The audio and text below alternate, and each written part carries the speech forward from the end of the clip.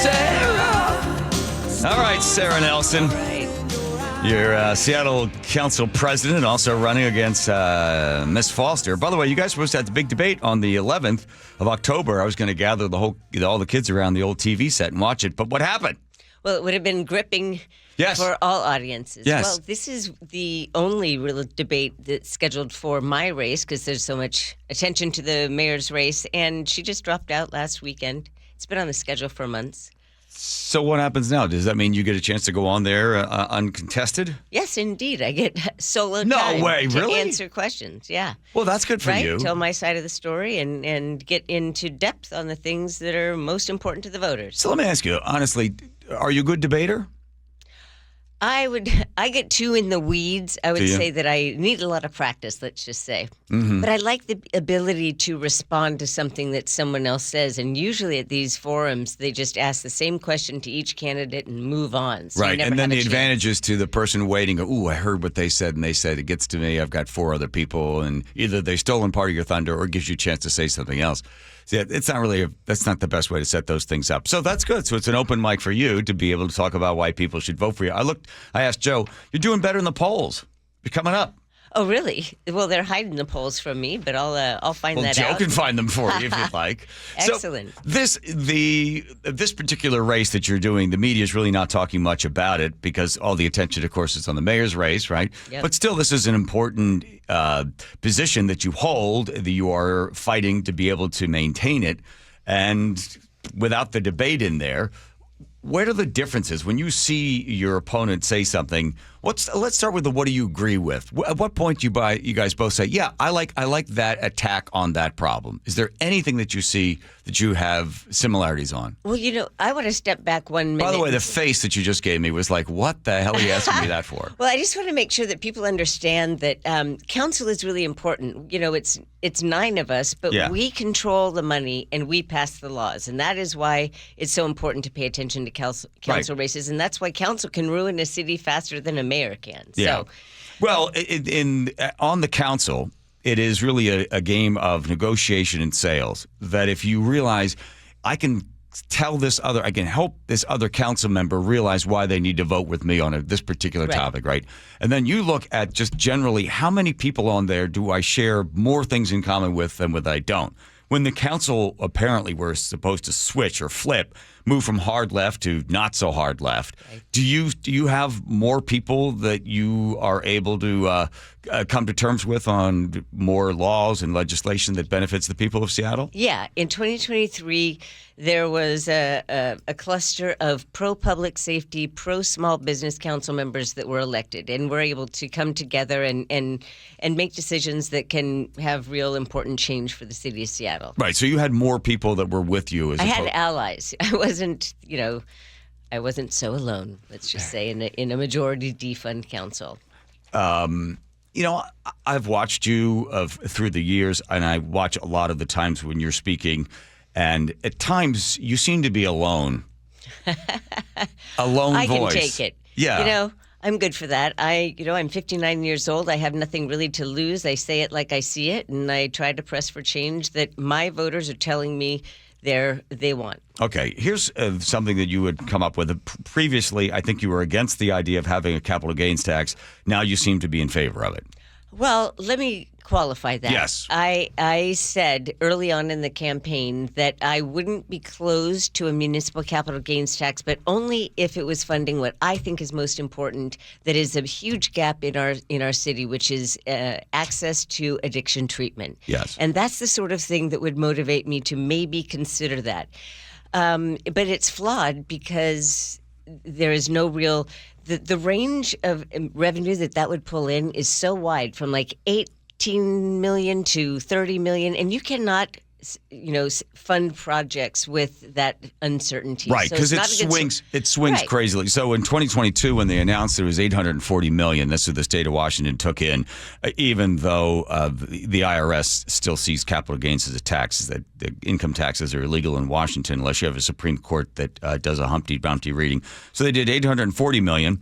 and Jeff Bezos moved, and then they went down to 500 or 418 million. Then it went up to 560. So you really can't put that number over in the left side of credits and debits when it comes to the ledger, when it comes to budgeting, because the number fluctuates so wildly all the time. Right. And as a small business owner, I know that predictability is really important. And so without that kind of predictability on how much money we'll have, it's not a really great source for filling any of our gaps. And plus, our gap is bigger than that. You know what your problem, Sarah Nelson, is that here's the problem. Among many? Well, no, this is the main one. I always look at upstream problems. And I'm with you 100% on the idea of getting help for people that are addicted to drugs. Because here's the upstream problem. The person comes here to the city of Seattle and they have all of the benefits that we provide them as they live a really horrible life. They continue to live that horrible life, and they are in no way changed in their direction of the choices they're making, most likely from an irrational or inebriated state. And then you have crime, you have dereliction, you have garbage, you have people dying, you have all this stuff. So you go way upstream and you say, look, rather than spending all of this money on all these other programs, let's fund real, tested and true support, medical support for these individuals, so they are no longer doing drugs, no longer stealing, no longer a blight, no longer are they living with the torturous control of these drugs. And that's, people are like, yeah, but we want to talk about crime and cops and all this other stuff. But you're like, no. Let's address the addiction. Right. Right. And if we were to spend the money there, have you ever run the numbers and said, this is what it costs us to fix the broken windows, to fix for the police, for the garbage, for this? You get that entire number together and you say, if you took that and spent 40% of that up here, the person would no longer be addicted to drugs. We wouldn't have to try to house him. We wouldn't have to put him in prison. We wouldn't have to try to save the life on the road. You ever done an apples to apples of where the dollars go to solve the problem? I haven't added everything up, but I'll tell you that it costs about $500,000 to build one unit of permanent supportive housing, and that's supposed to come with wraparound services, but not really. Right. All right. It costs $15,000, $20,000, $11,000 to go to 1 month of treatment, and then more to have additional care afterwards. That is that's an expense that I think that we should take on to prevent the public safety and the chronic homelessness that is driven by addiction, and that causes so much, the cycling through of homelessness and jail, perhaps, and overdoses. Yeah. Right. So 15,000 for 1 month. So the thing is, let's take 1,000 people and they go through the program and they successfully beat this. And you spend 15,000, how many months it would take, how much money would spend. But then the cop is not going to that person's store, and the guy standing there that is completely blown out of his mind on drugs, who's got a bunch of stuff he's stolen. You're again, the upstream solution, downstream peace and quiet. So to me, that's the message that I would push continuously, that we need to have treatment. But I think the other problem, Sarah, is that people are like, they don't want to think about that. They don't want to think about that individual getting better. They just want to see stuff cleaned up, and they want whatever else they want. So that's what makes it hard to break through on these things. Well, I think that people want to see our laws enforced. Yes. And if the laws are being broken by people that are driven by an addiction, then get them treatment. That's what I think that really people want. And if we're not offering, you have to strike a balance between compassion, the treatment stuff, and consequences. And when it comes to repeat offenders, now we're in consequence territory. And I think that people need to realize that there are people in City Hall that really do agree that the repeat offenders that are causing a disproportionate amount of the crimes over and over again, and they've refused treatment or whatever, then they have to be dealt with in a different way. Were you surprised at Mayor's answer, Bruce Harrell's answer, when he was asked about people that have committed 6, 7, 8 crimes continuously? And his answer was, I want to know, are they hungry? I want to know their story. Did you see that? Did you hear that thing? I did hear that, right. Yeah. What is that balance? So let me make something very clear. I was the one that sponsored the ban the box legislation when everyone opposed it, because the criminal system has had a disparate impact on black and brown communities. Let me lead with that. So when this person is committing 6 or 7 crimes, I don't know his or her story. Maybe they were abused as a child. Maybe they're hungry. So my remedy is to find their life story to see how we could help first. I have no desire to put them in jail, but I need to protect you, and that's the calibration that we have. I put police officers on the stand. I've cross-examined them. So whether they commit 7 or 8 crimes to me is not the issue. The issue is, why are they committing these crimes? You're a politician. I mean, you heard that answer.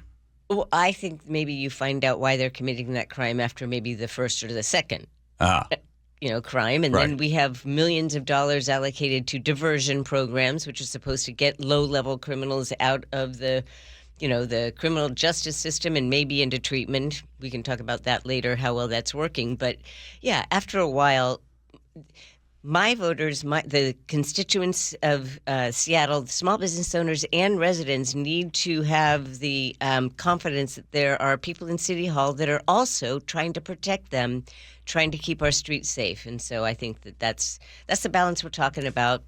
And I can't get inside the mayor's head. What do you think the average voter that is ready to vote, that is paying attention to this politics, what do you think they hear over and over again whenever politics and politicians are talking in Seattle? What do you think is the main sort of thing that sticks in their craw? Well, I think they're thinking, come on, folks, we're spending more and more money and things are not getting better. And in some cases, they're getting worse. Like in certain neighborhoods, like Little Saigon, why can't we just park a whole bunch of law enforcement there and make sure that we are addressing the drug dealers that are preying on the individuals that are laying in the sidewalk?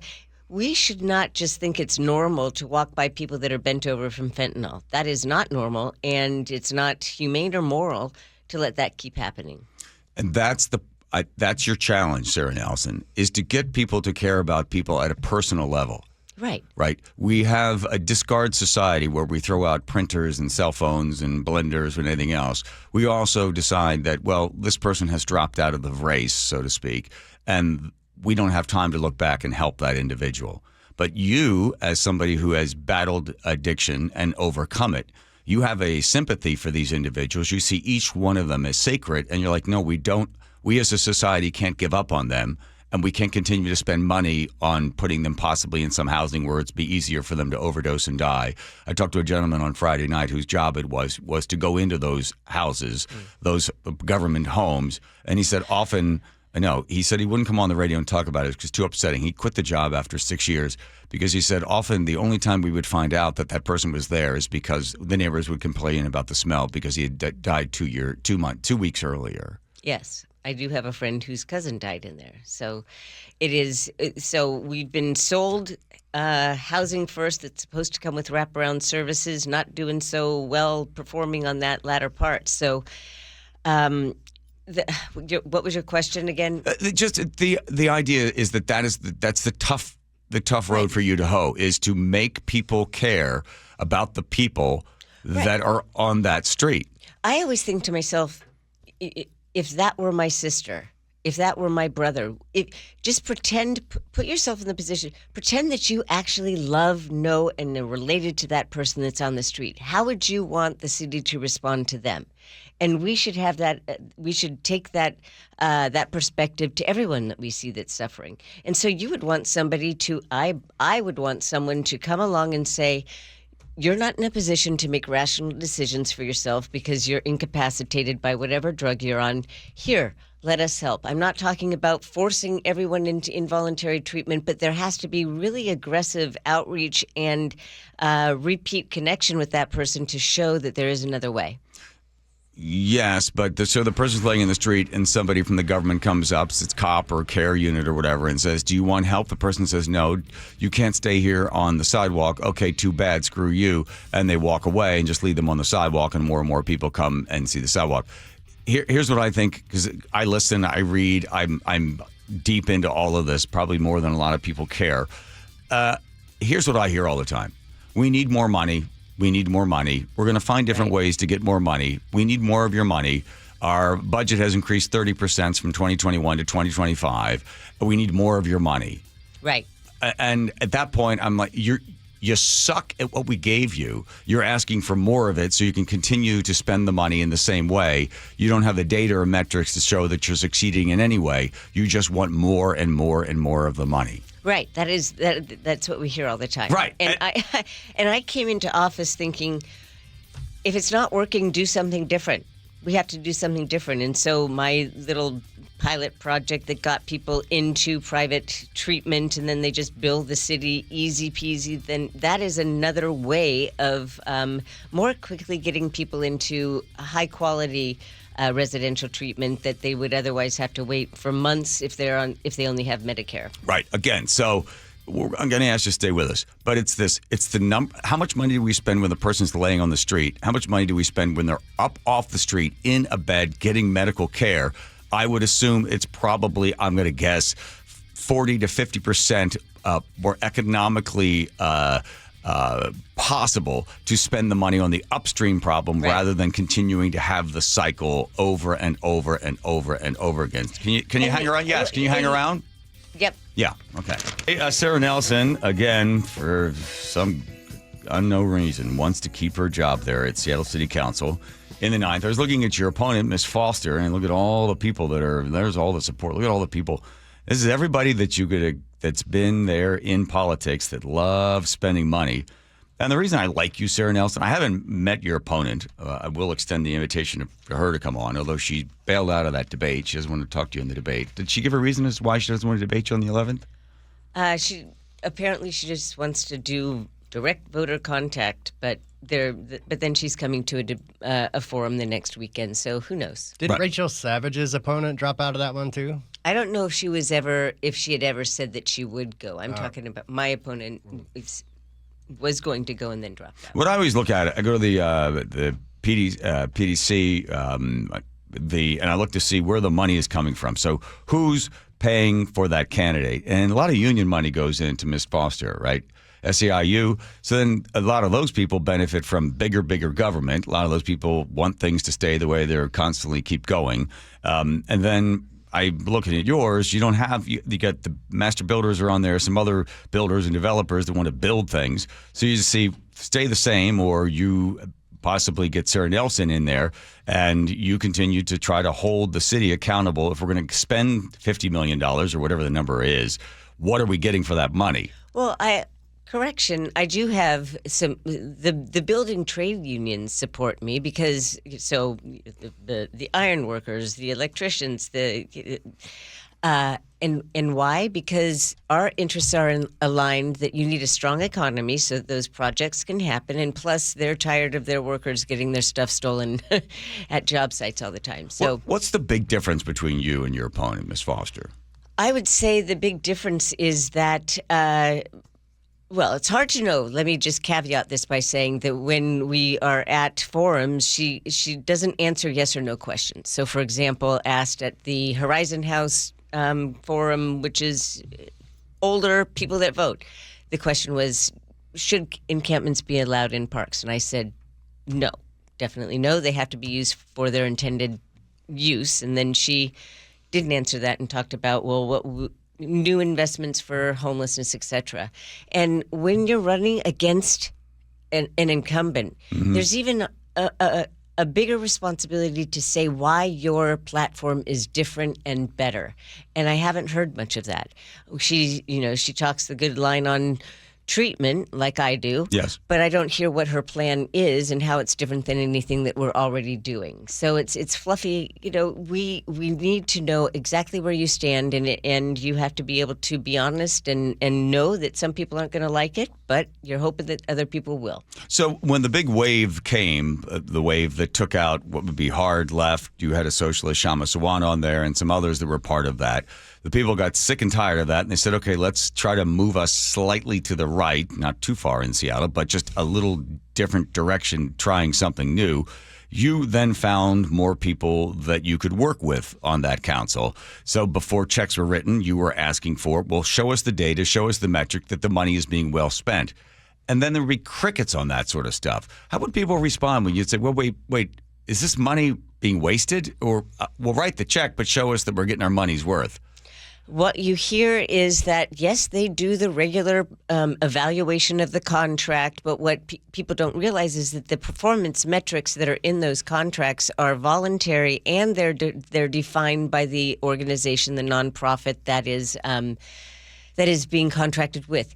And what more important than just metrics, like how many people were contacted, how many contacts with treatment, we have to have the outcomes that we want.